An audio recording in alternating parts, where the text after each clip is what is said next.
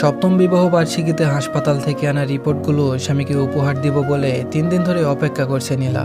এই 7 বছরে একটা সন্তানের জন্য আল্লাহর কাছে অনেক অনুনয় বিনয় করেছে। চেনা জানা কোনো ডাক্তারই বাদ দেয়নি। অনেকেই বলেছে ফকির কবিরাজ দেখাইতে, কিন্তু কাজটা শিরক, তাই নিজেকে আটকে রেখেছে। তা না হলে এটাও বাদ দিত না। 3 দিন আগে টেস্টের রিপোর্ট পায় হাতে নীলা।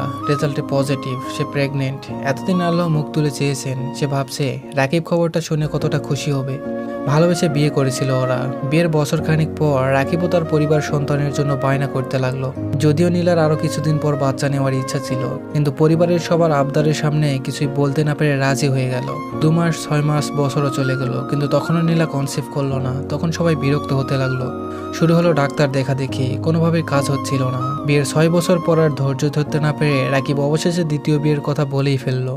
অবশ্য রাকিবের মা অনেক আগে থেকেই বলছিলেন নেহাত ভালোবাসায় বিয়ে করেছিলেন বলে, তাই রাকিব মুখ ফুটে কিছুই বলতে পারছিল না। কিন্তু 6 বছর পরে যখন নীলার কোনো সন্তান হচ্ছিল না, তখন রাকিবের ধৈর্যের ভাত ভেঙে যায়।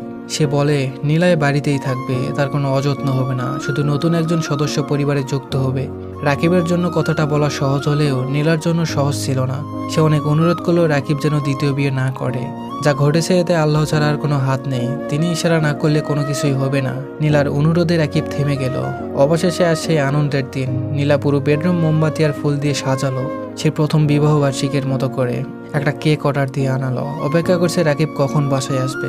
12:37-এ কলিং বেল বাজলো। নীলা দৌড়ে গিয়ে দরজা খুললো। সামনে তার শাশুড়ি দাঁড়িয়ে, পেছনে রাকিব, আর 8 ঘোমটা টানা একটা মেয়ে বেনারসি পরে বিয়ের সাজে দাঁড়িয়ে আছে।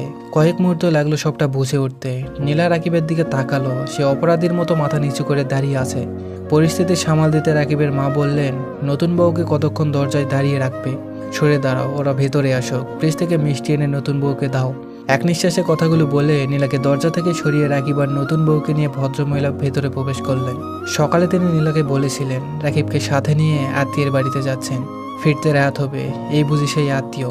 বিবাহ বার্ষিকী উপলক্ষে নীলা বিরিয়ানি রান্না করেছে সবার জন্য। ঘরে এদিকে বিরিয়ানির গন্ধে আর ওদিকে ফুলের গন্ধ মোমো করছে। নীলার শাশুড়ির নতুন বউকে নিয়ে নীলার বেডরুমে গেলেন। রুম সাজানো দেখে একটু জোরেই বললেন, ভালোই করেছো রুম সাজিয়েছ, নাহলে কাউকে মার্কেটে পাঠিয়ে ফুল আনতে হতো এত রাতে। নীলা কোনো উত্তর দিল না। আসলে কি বা বলবে ভেবে পাচ্ছে না। সে জানতো সন্তানের জন্য রাকিব কতটা উৎসুক হয়ে আছে। মাঝে মাঝে তার মুখে দ্বিতীয় বিয়ের কথা শুনলে নীলা কষ্ট পেলেও নিজেকে সামলে নিত। ভাবতো সন্তানের জন্য এমন কথা অনেকেই বলে, তাই বলে কি রাকিব সত্যি সত্যি বিয়ে করবে? হাজার হোক, ভালোবেসে বিয়ে করেছে ওরা। নীলার সব ধারণা মিথ্যা প্রমাণ করে দিয়ে অবশেষে রাকিব নতুন বউ নিয়ে আসলো। নতুন বউকে রুমে রেখে রাকিব ড্রয়িং রুমে এসে নীলার পাশে বসলো। নিজের ভেতর কিছুটা অপরাধবোধ কাজ করছে, তবে এতটাও না, কারণ নীলার সন্তান হচ্ছে না। অনেকদিন অপেক্ষা করেও কোনো লাভ হলো না। নীলা তো সব দেখতেই পাচ্ছে, তাই তার রাগ করা উচিত না। সারা রাত বারান্দায় বসে থাকলো নীলা।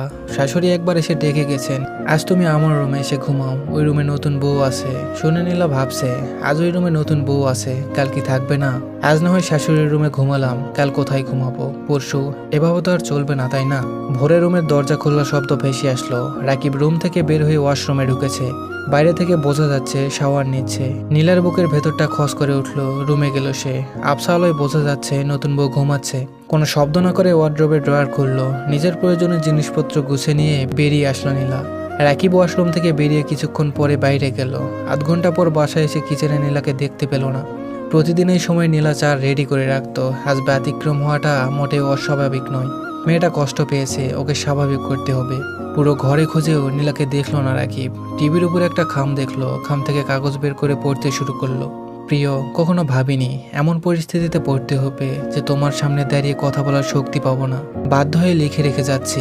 তুমি জানো আমি তোমাকে কতটা ভালোবেসেছি, এখনো কতটা ভালোবাসি, পরেও বাসবো, কিন্তু এখন তোমার কাছে থাকবো না। আমি বন্ধা নয়। ডাক্তার বলেছিল আমাদের দুজনের কারোর কোনো সমস্যা নেই। আল্লাহ যখন ইচ্ছে মুখ তুলে চাইবেন, সেই ভরসায় থেকেছি সব সময়। তোমাকে বুঝিয়েছি ভাগ্যে সন্তান থাকলে আল্লাহ নিশ্চয় দিবেন, কিন্তু তোমার অবুঝ মন আমার কথা মানেনি। তুমি অন্য কাউকে এনে আমার জায়গাটা তাকে দিলে।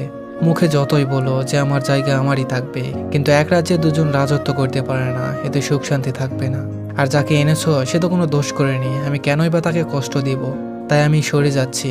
তোমার কোনো সিদ্ধান্তে কখনো বাধা দিইনি, শুধু এই একটা ব্যাপারে তোমাকে আটকিয়েছি, কারণ আমি অন্য কাউকে মানতে পারতাম না। তবুও কপালে যা আছে কেউ ঠেকাইতে পারবে না, সেটা মেনে নিয়েই আমি চলে যাচ্ছি। প্রেগনেন্সির রিপোর্টটা রেখে গেলাম। আমি কনসিভ করেছি 2 মাস হলো। 4 দিন আগে রিপোর্টটা হাতে পেয়েছি। ভেবেছিলাম বিবাহবার্ষিকীতে তোমাকে সারপ্রাইজ দিব, কিন্তু তুমি আমাকে সারপ্রাইজ করে দিলে। তোমাকে জানাতে চাইনি, কিন্তু আমি যে কষ্ট পাচ্ছি তার সামান্য অংশীদার তো তুমিও, তাই না? এটা ভেবে কষ্ট পাবে যে কমতির কারণে অন্য কাউকে আমার জায়গা দিলে তা আমার মধ্যেই পূরণ হলো। তোমাকে আমি ডিভোর্স দিব না। আমার সন্তানের তার বাবাকে প্রয়োজন হবে, সময় মতো তুমি তাকে দেখতে পাবে। আমাকে ফেরানোর চেষ্টা করো না, তাতে ফলাফল খারাপের দিকে যেতে পারে। চিঠি পড়ে রাকিবের অনুভূতিটা কেমন হতে পারে তা আমি আপনাদের বোঝাতে পারবো না। কিছু অনুভূতি শুধু অনুভব করা যায়। ধন্যবাদ সবাইকে।